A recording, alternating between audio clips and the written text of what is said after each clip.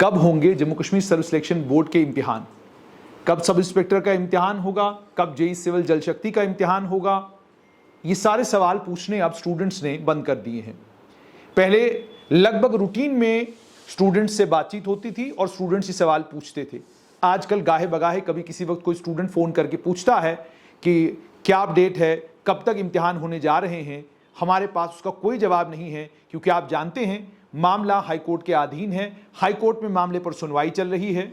जून के महीने में अब दोबारा से इस मामले में सुनवाई होने वाली है और जम्मू कश्मीर की सरकार कोई कोशिश नहीं कर रही कि वो सुप्रीम कोर्ट के माफ कीजिएगा हाईकोर्ट के सामने गुहार लगाए और गुहार लगाकर ये कहे कि आप मामले की सुनवाई जरा जल्दी करें, क्योंकि इसमें लाखों बच्चों का आने वाला कल इन्वॉल्व है, इसलिए आप जल्दी इसकी सुनवाई करें।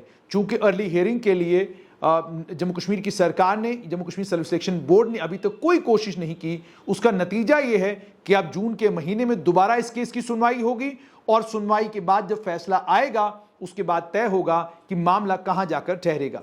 जम्मू कश्मीर की सरकार इस बात पर अड़ी हुई है कि हमने एप्टेक को चुना है, हमने बिल्कुल ट्रांसपेरेंट तरीके से इस एप्टेक को चुना है, हम वापस हटने वाले नहीं।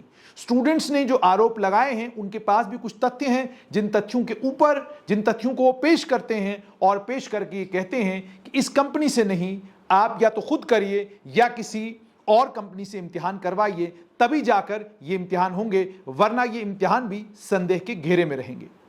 अब जाहिर सी बात है, जब सरकार ने भी एक स्टैंड ले लिया, स्टूडेंट्स ने भी एक स्टैंड ले लिया, नतीजा क्या निकल रहा है? नतीजा ये निकल रहा है कि वो बच्चे जिनकी उम्र 28 साल है, शायद वो 29 साल की उम्र में इस इम्तिहान में पार्टिसिपेट करेंगे। उसके बाद भी कोई गारंटी नहीं है कि ये इम्तिहान साल के अंदर अंदर मुकम्मल होगा और उसका रिजल्ट निकलेगा।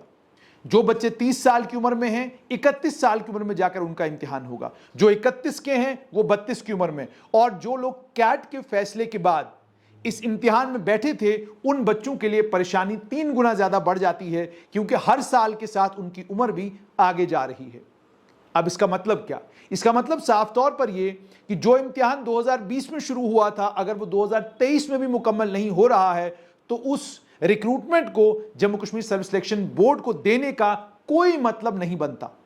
इससे पहले भी सब इंस्पेक्टर की रिक्रूटमेंट जो है Jammu Kashmir police recruitment board किया करता था। Jammu Kashmir police recruitment board पर भी जब आप सोशल मीडिया के ऊपर देखते हैं तो बहुत सारे आरोप लगते हैं, लेकिन आरोप अपनी जगह, मगर एक सच्चाई यह है कि Jammu Kashmir police recruitment board ने कम से कम रिक्रूटमेंट तो की, कम से कम बच्चे नौकरियों में तो आए। जम्मू कश्मीर सर्व सिलेक्शन बोर्ड के पास 2000 के करीब वैकेंसीज हैं और 2000 वैकेंसीज को फिलअप करने में, इनको भरने में जम्मू कश्मीर सर्व सिलेक्शन बोर्ड असमर्थ है, चाहे एप्टेक को चूज करने के कारण, चाहे कोई और वजह रही हो। लेकिन अभी तक सच्चाई यह है कि जम्मू कश्मीर सर्व सिलेक्शन बोर्ड रिक्रूटमेंट नहीं कर पा रहा है। जेई सिविल जल शक्ति की बात करूं मैं, या जो बाकी पोस्ट एडवर्टाइज की जम्मू कश्मीर सर्व सिलेक्शन बोर्ड ने, किसी भी पोस्ट का कोई भी इम्तिहान ऐसा लगता है तब तक नहीं होगा जब तक हाईकोर्ट एप्टेक के मामले में कोई फैसला नहीं सुनाती। इसका मतलब क्या? इसका मतलब यह कि बच्चों को परेशान रहना है एक लंबे वक्त के लिए। यहां पर बहुत जरूरी है कि सरकार इस बात को समझे कि सरकार स्टूडेंट्स के लिए, सरकार और स्टूडेंट्स के बीच में कोई मुकाबला नहीं। स्टूडेंट्स यंग हैं, स्टूडेंट्स के अंदर जज्बा है, स्टूडेंट्स के अंदर गुस्सा है, नाराजगी है।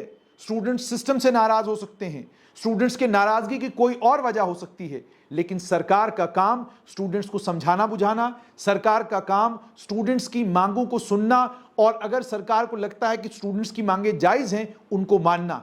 2 कदम अगर सरकार पीछे हटती है उससे सरकार का कुछ भी नहीं जाएगा, लेकिन 2 कदम सरकार के पीछे हटने से कम 2000 बच्चों का फ्यूचर बन जाएगा।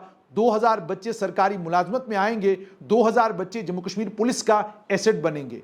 इंतजार करने की जरूरत सरकार को क्यों है? सरकार के पास आज भी एक मौका है कि सरकार चाहे तो इस पूरे के पूरे रिक्रूटमेंट के प्रोसेस को वापस Jammu Kashmir police recruitment board को दे सकती है और Jammu Kashmir police recruitment board को ट्रांसपेरेंट तरीके से ये रिक्रूटमेंट करने के लिए कह सकती है। ये फैसला सरकार के अपने हाथ में सरकार कर सकती है। अब बहुत सारे लोग ये कहेंगे मामला तो कोर्ट में है, अगर मामला कोर्ट में है तो सरकार ये सब कैसे कर सकती है? सरकार ऐसे कर सकती है कि सरकार पोस्टें विड्रॉ कर सकती है जम्मू कश्मीर सर्व सिलेक्शन बोर्ड से, और पोस्टों को विड्रॉ करने के बाद सरकार उन्हें री एडवर्टाइज भी कर सकती है, या ये भी कह सकती है कि जो रिक्रूटमेंट प्रोसेस ऑलरेडी हो चुका उस रिक्रूटमेंट प्रोसेस को हम दोबारा से करेंगे, हम फिजिकल पहले लेंगे या हम पहले रिटन पहले लेंगे, ये सरकार अपनी जगह फैसला कर सकती है। किसी ने सरकार को रोका नहीं है कि जो पोस्टें सरकार ने Jammu Kashmir service selection board को रेफर की हैं उन पोस्टों को सरकार विड्रॉ करे और विड्रॉ करने के बाद सरकार उन पोस्टों को री एडवर्टाइज करे, सरकार ये कर सकती है।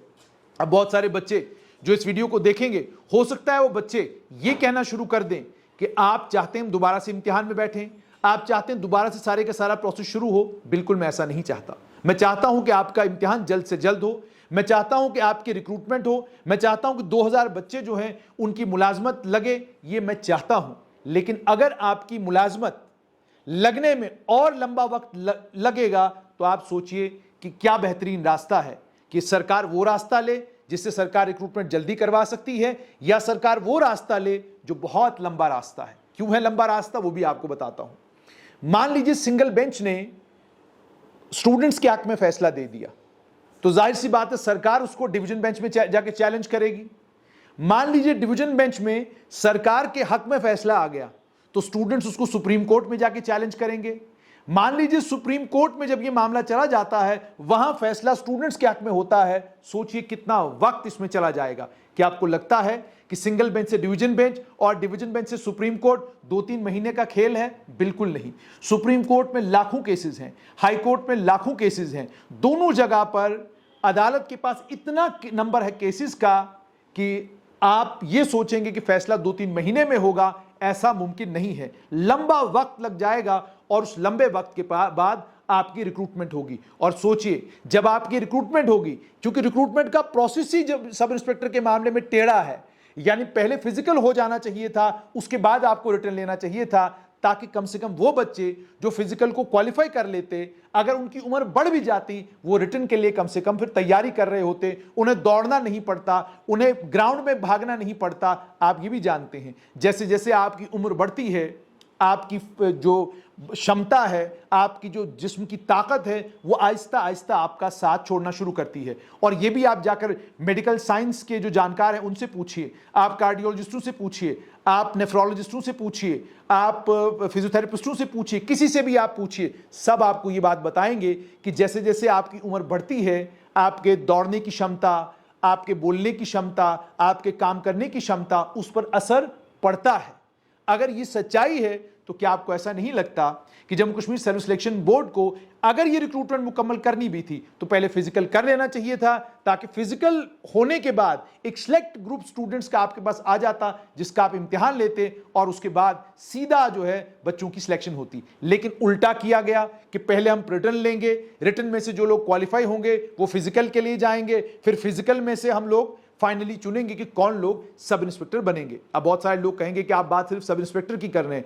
मैं बात इसलिए सब इंस्पेक्टर की कर रहा हूं क्योंकि 2000 के करीब सब इंस्पेक्टरों का मतलब यह है कि जम्मू कश्मीर पुलिस को इतने सब इंस्पेक्टरों की जरूरत है देश की, और जम्मू कश्मीर की सुरक्षा सबसे ज्यादा जरूरी है। बाकी सब काम हो जाएंगे लेकिन देश की रक्षा और देश की सुरक्षा सबसे प्राथमिकता यही होनी चाहिए। अगर प्राथमिकता यह है तो फिर जम्मू कश्मीर की सरकार को रास्ता ढूंढना चाहिए। जैसे मैंने आपको कहा, एरोगेंस से या किसी बात पर अड़े रहने से बात बनने वाली नहीं। आप पॉलिटिशियंस को, नेताओं को गालियां देते हैं, आप भी, मैं भी कहता हूं कि नेताओं ने ये कर दिया, नेताओं ने वो कर दिया, लेकिन एक बात सच्चाई है, इस देश की सच्चाई है, नेताओं की पढ़ाई कम हुई हो, नेताओं ने केवल 12वीं या 10वीं पास किया हो, लेकिन फैसला लेने की क्षमता जो नेता में होती है वो एक अफसर में नहीं होती। ऐसा क्यों मुझे नहीं मालूम, लेकिन सच्चाई यही है कि देश में जिन नेताओं ने बड़े फैसले लिए, आप जाकर उनकी क्वालिफिकेशन देखिए, आप जाकर उनकी पढ़ाई देखिए। जब आप उनकी क्वालिफिकेशन, उनकी पढ़ाई को देखेंगे, वो एक सिविल सर्वेंट के मुकाबले में कुछ नहीं है।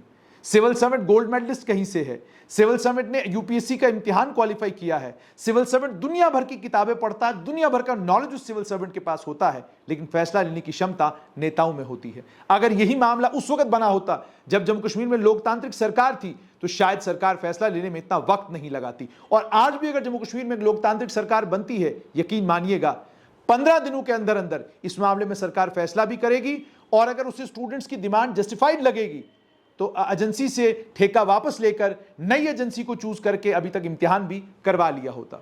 यही चीज जम्मू कश्मीर की सरकार को भी सोचनी चाहिए। आज आप हैं, जम्मू कश्मीर में लोकतांत्रिक ढांचा नहीं है, जम्मू कश्मीर के लोगों की चुनी हुई अपनी सरकार नहीं है, आपके पास सत्ता है, आप इस वक्त ताकतवर हैं, आपकी जिम्मेदारी ये बनती है कि आपको अगर लगता है स्टूडेंट्स की बात सही या गलत, लेकिन अगर स्टूडेंट्स कोर्ट में हैं तो 2 कदम पीछे हटकर आपको इस मामले का निपटारा करना चाहिए, ताकि जल्द से जल्द Jammu Kashmir service selection board के इम्तिहान हो, इन बच्चों की सिलेक्शनें हो, ये बच्चे अलग अलग फील्डों में जाएं और जम्मू कश्मीर की सेवा करें। सब इंस्पेक्टर हो, जेई सिविल जल शक्ति हो, या जो बाकी जेईज लगने वाले हैं, या जो बाकी अलग अलग विंग्स में लोगों ने फॉर्म भरे हुए हैं, उन तमाम को मौका मिले। देखना यह है कि क्या जम्मू कश्मीर की सरकार 2 कदम पीछे हटेगी या हमें इंतजार करना पड़ेगा जम्मू कश्मीर लद्दाख हाई कोर्ट के फैसले का।